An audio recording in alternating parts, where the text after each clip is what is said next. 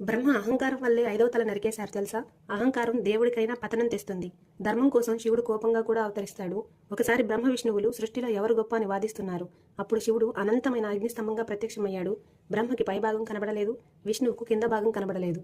అప్పుడు అందరికీ అర్థమైంది శివుడు ఆది అంతరహితుడు అని. కానీ బ్రహ్మ నేను లింగం పైభాగం చూశాను అని అబద్ధం చెప్పాడు. అప్పుడు శివుడికి కోపం వచ్చి ఆ కోపం నుంచే కాలభైరవుడు పుట్టాడు. భయంకర రూపం, చేతిలో శూలం. ధర్మరక్షణ కోసమే కాలభైరవుడు బ్రహ్మ ఐదవ తలని నరికేశాడు. బ్రహ్మ దేవుడే అయినా బ్రాహ్మణుడు కదా, అందుకే బ్రహ్మహత్య దోషం భైరవుడికి అంటుకుంది.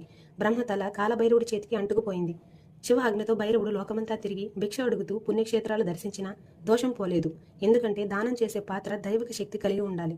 భైరవుడు చివరికి కాశీకి చేరి అన్నపూర్ణగా అవతరించిన పార్వతీదేవిని భిక్ష అడగగా అన్నపూర్ణ ఆ కపాలంలో అన్నం వేశారు. అప్పుడు భైరవుడి చేతి నుంచి బ్రహ్మ తల కింద పడిపోయింది. బ్రహ్మహత్య దోషం నశించింది. ఎందుకు అన్నపూర్ణ చేతుల వల్లే దోషం పోయింది? అన్నం ప్రాణశక్తి, అన్నపూర్ణ బ్రహ్మాండ శక్తి. దానం పొందినా చేసిన కర్మబంధాలు పోతాయి. అన్నదానం చేసిన చోట మహాపాపం కూడా నిలవదు.